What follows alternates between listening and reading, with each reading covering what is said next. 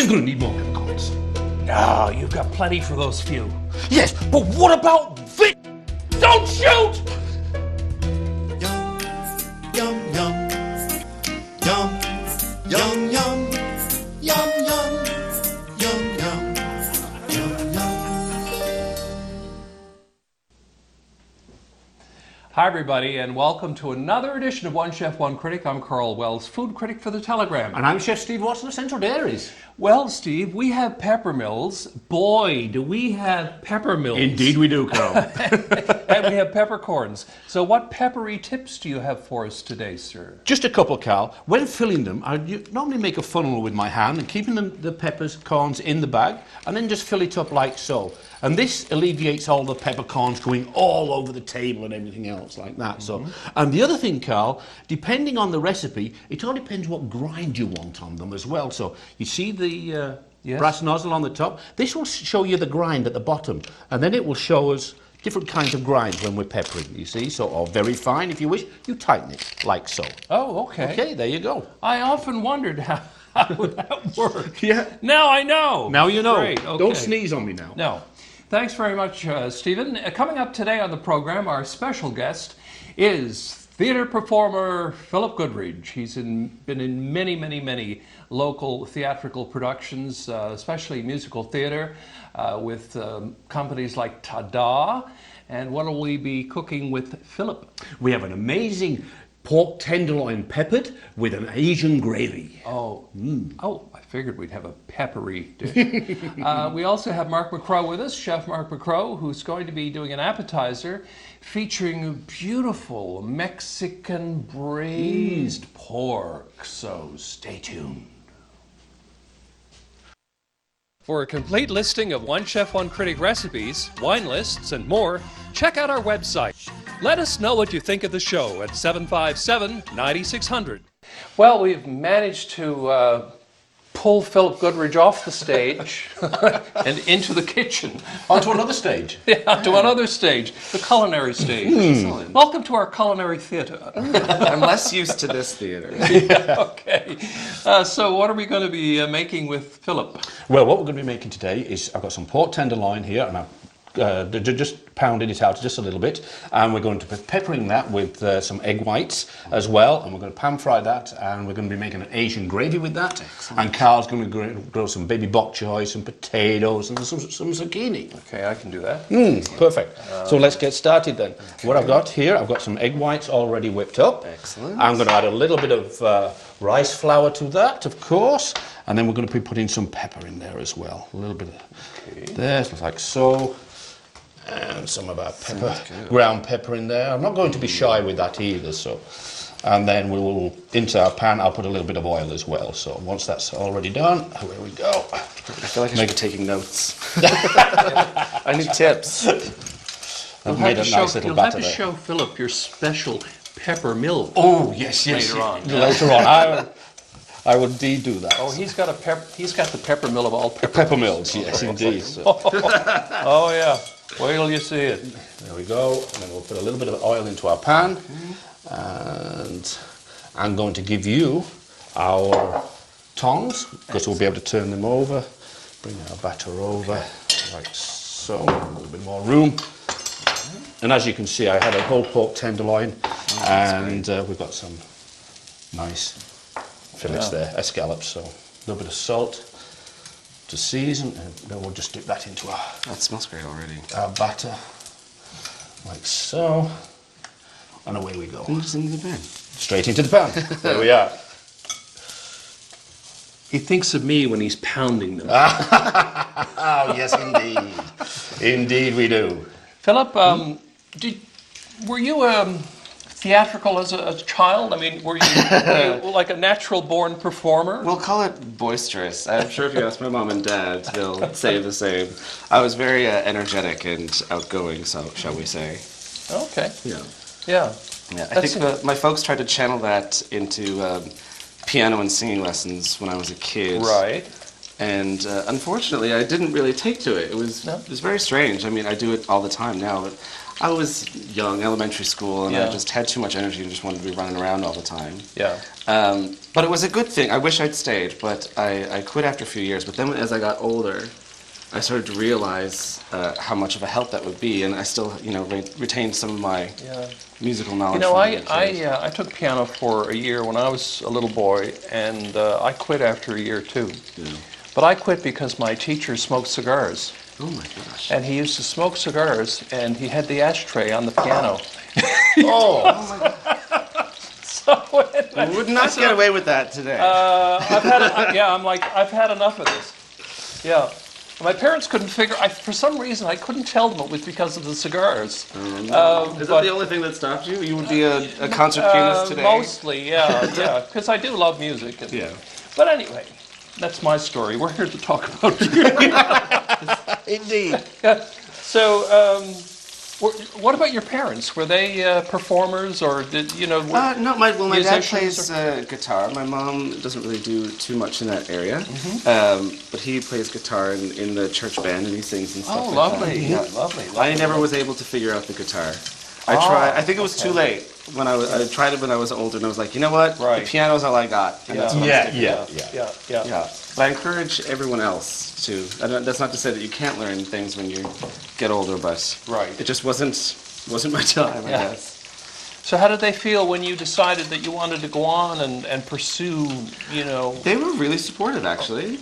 Oh, they were good, they were great because I started to do a lot of theater in high school and stuff, and they recognized that, and when I went off to York, they were like, "Yep, go for it," and here we are today. Yeah. Yeah. So you went away, you came back home? I did. I went to York University in Ontario and got my theater degree there, and then as soon as that wrapped up, I came back. Yeah. And there was openings here and away it went, so to speak. Yeah, I had done a few things. Like in my summers coming back from university, I'd always come back for the whole summer and work here and there. There was festivals on the go, so I figured, because a lot of people in my class were like, "So you're going to move here?" And I was like, "No, no, no." It isn't going to happen. Yeah, I like it there, so I'm going to stick it out. Yeah. Been here ever since, actually. What I have here, I've got some beef stock.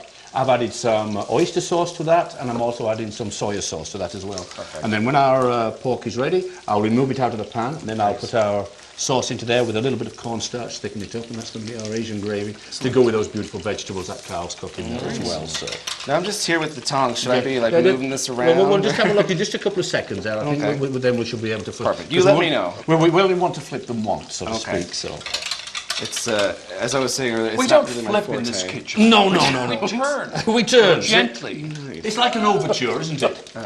I do need direction in the kitchen. Yeah. Well, I'm capable. I'm not good at recipes or following the instructions. I grab stuff out of the fridge, fridge. heat it up, and then that's what it is. Just like an orchestra. There you go, Yes, orchestrating you make it, it right? sound a lot more glamorous. than when I do it. So do you cook though at all, much at home, or? It's not me. It's usually my partner who does it. He likes it. He's better at it. I can on occasion. Yeah. But yeah, he's the one to do it. Not Oh, me. very good. Yeah. But if the occasion calls for it, I can make You something. and dabble. No one has told me that what I make is bad, so I'm going to go with that. Well,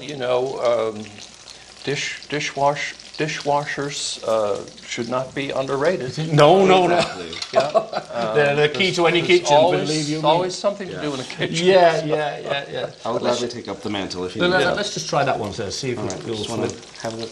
Yeah, we'll see if it'll come off there. Yeah. Nicely. Oh. Don't be shy. That's it. Straight over.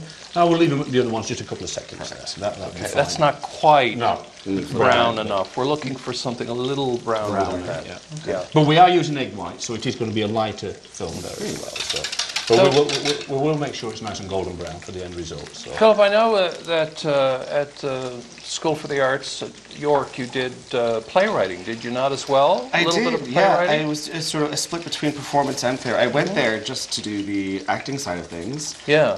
But before I had gone, myself and a couple of friends, we had written some shows ourselves because there wasn't as much on the go when I was a teenager, not as many like classes, and now it's excellent to see in our theater scene there's like 5 or 6 shows on the go in a month. But we took to writing our own stuff a lot. So, but it never even crossed my mind when I went to university. I was like, oh, I'm going for the acting. And that's it. But when I got there and I looked into the playwriting program, I was like, oh, I've done this before too. So yeah, I'll check it out. And then, you know, I ended up doing both, which was great. So how long was you there in York for? 4 years. 4 years, yeah. Yep. Yeah. So That's can you great. tell us about something you wrote? A lot of what I've written has been children's shows or like family entertainment shows. I think that's, I have sometimes a very childish sense of humor, so I think that's sometimes where that comes from. Yeah. Yeah.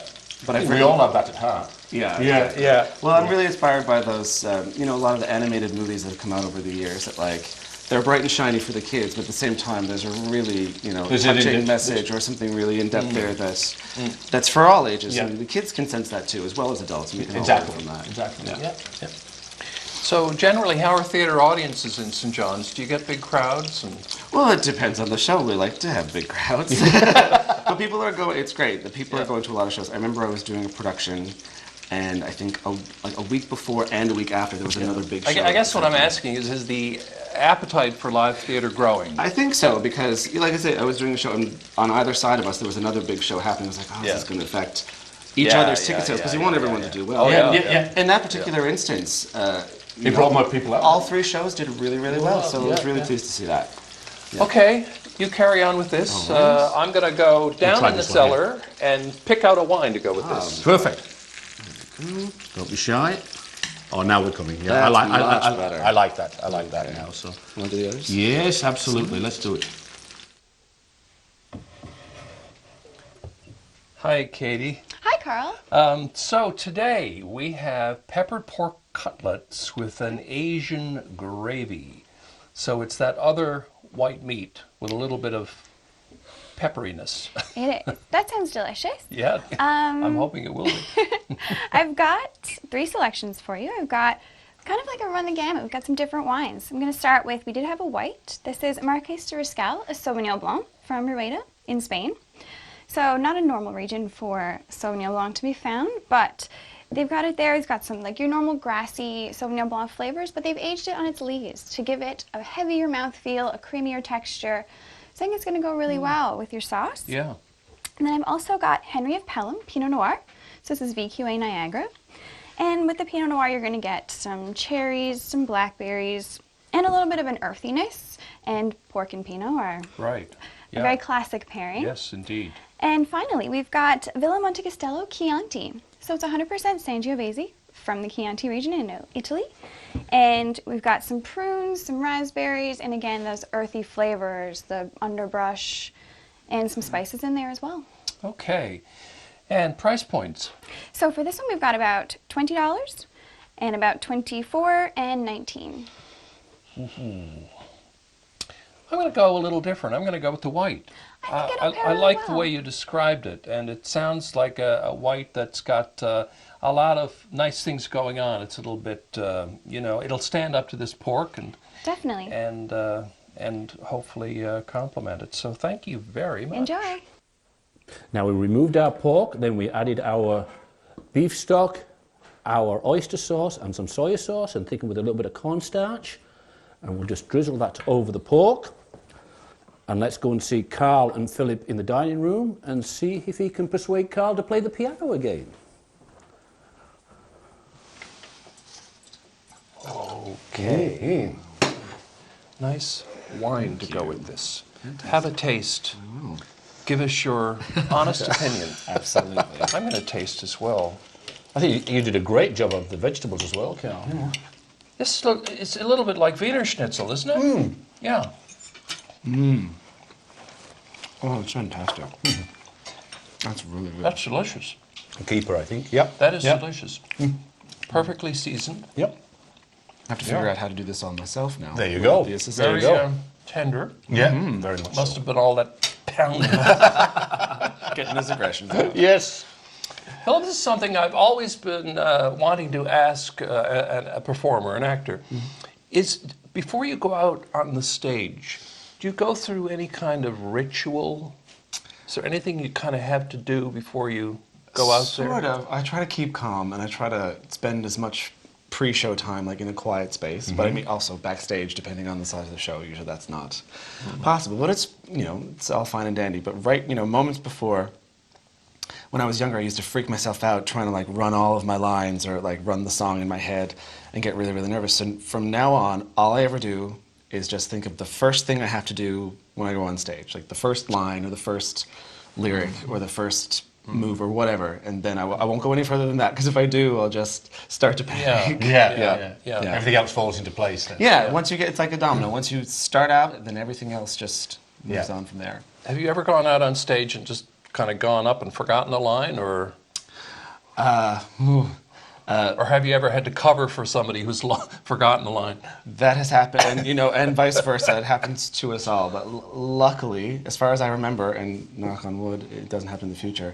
Anytime there's been that sort of like feeling of, oh, I don't know what to do next, usually I can pick it up, and it's usually fine. But there was one time when an actor didn't show up on stage, and was the first line in the scene, and propelled the whole scene forward. Oh, you mean he literally didn't? He didn't show up. And I was like... That's bad. It was. And like in my mind, I was just sort of like...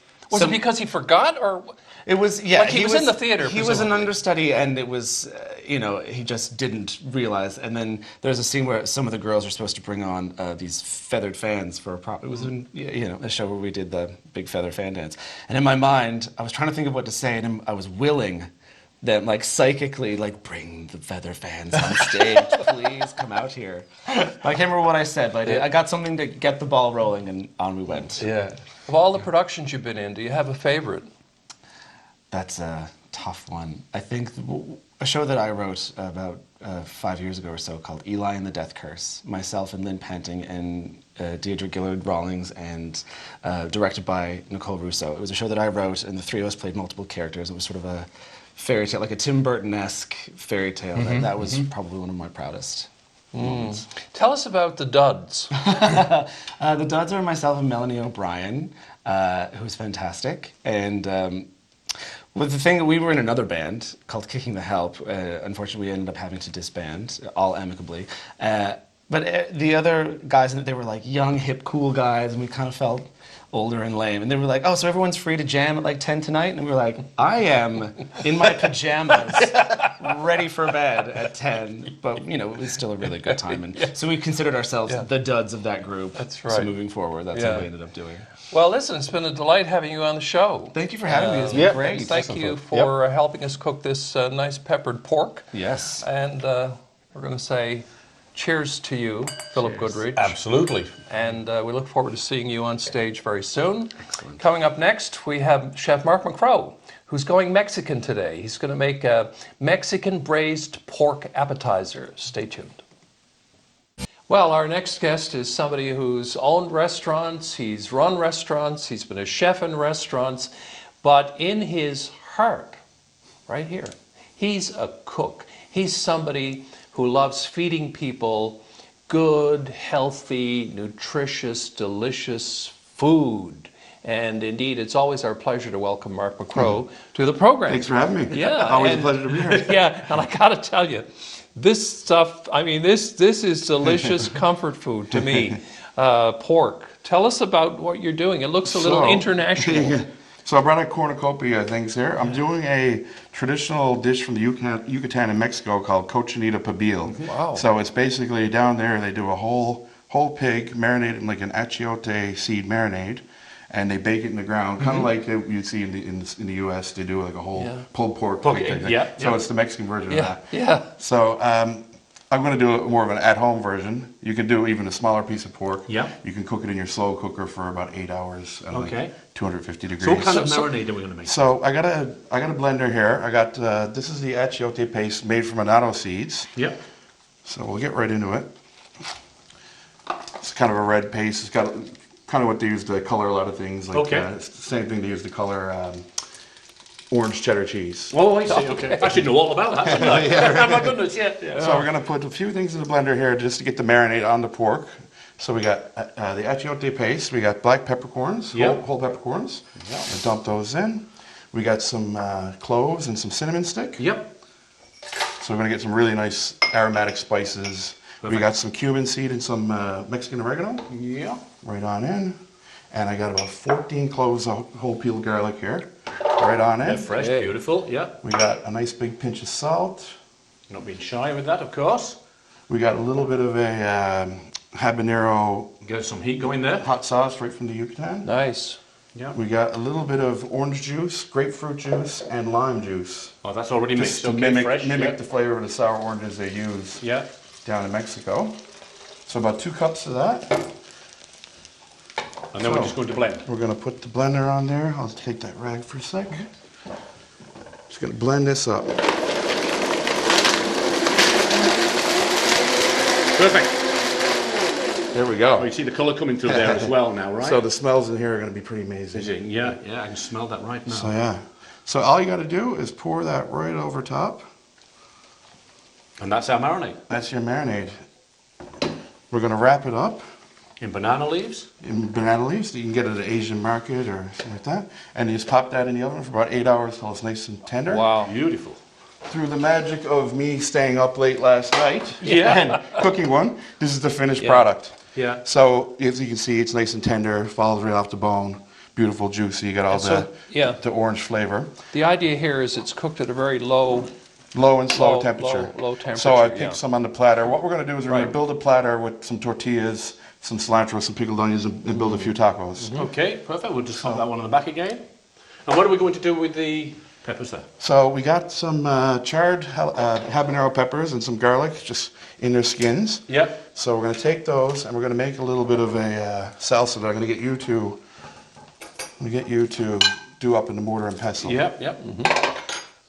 So they look burnt, but on the Yeah. inside they're nice and. Yeah. Let's get a couple of. Just need a couple there. You that just should need be a fine. couple, yeah. Yeah, that's fine. Just pop them in. So this adds a little bit of extra kick, I guess. Yep. So we'll take the stems off these little habaneros. And you know what? We'll go skin and all and get them in. Just get You 'em. can start mashing them up. Okay. And we'll make a little salsa. The other thing we're going to add to that is a couple tablespoons of the The marinade. The citrus juice. Yep. a pinch of salt, and it's as simple as that. So we'll Perfect. use that for our tacos. So you've got, for citrus, what did you use? Grapefruit, orange, lime? Grapefruit, orange, lime. So we got some pork pulled. We got some nice cilantro there to put on the platter. Yeah. We got, these are just Yucatan style pickled onions, just with a little bit of garlic, bay leaf, Yep. some of the citrus juice again. Yep. I'll put a nice round of those on the platter. Beautiful. It is a cornucopia for sure. And then I got some warm tortillas here. We'll just get a stack of those. We'll lay them on the platter. So you can serve this at a restaurant just with everything out like that, and then you can sort of build your own tacos. So let me build 3 here for us. Okay. Okay. I think we're running a little bit short of time, so If you just do the if one you can for make Karl. a quick Okay. one. All right, Karl, it's your lucky day. So we'll get some of the cochinita pibil pork, a little bit of the pickled onion, Yeah. a little bit of cilantro, a little is my- tiny bit of this pepper sauce right on there. There you go. Really spicy. I'll take that big piece out for you. Okay. There you go, Karl. My Go ahead. favorite Actually, I way- got a little piece of avocado here for you as Oh, well. okay. All right. Give that a go and let me know what you think. There we go. Whoa. All he needs is the sombrero now. Yeah, and away he goes. Hopefully not too spicy. Delicious. Oh, it's spicy. Oh, it's spicy. But it's delicious. Nice. Thanks so much, Mark, for Yeah, being on pleasure the to show. show you this. Yeah. Yeah. Always a pleasure to have you. And that's it for this edition of One Chef. One Critic.